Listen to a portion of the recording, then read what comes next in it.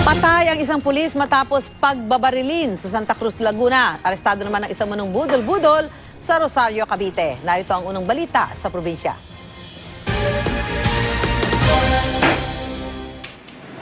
Hindi na nakapigil ang babaeng ito sa umunoy nambudol-budol sa kanya. Kinilala ang sospek na si Jordan Jimenez na dati nang nakulong sa kasong estafa. Nakatakas ang umunoy kasabwat niya na si Jeneline Monson Torres. Ayon sa biktima, nilapitan siya ng mga sospek sa isang mall at nagpasama sa isang tindahan. Nagpapakita ng puting sobre ang mga sospek na kunwari naglalaman ng libo-libong pera.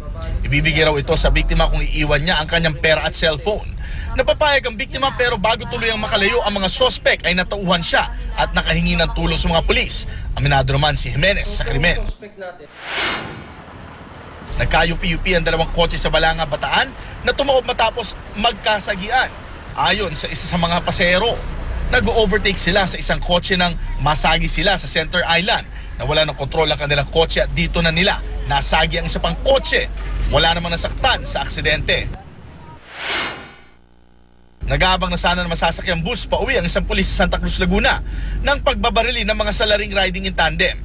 Nasawi ang biktima na si PO3 Rustan Agustin na kagagaling lang noon sa pagdinig ng kasong administratibong isinampa niya laban sa 3 kapwa pulis.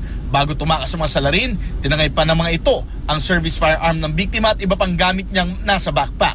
Inimbestigahan na kung sino ang nasa likod ng krimen. Para sa unang balita, Jay Sabale, report.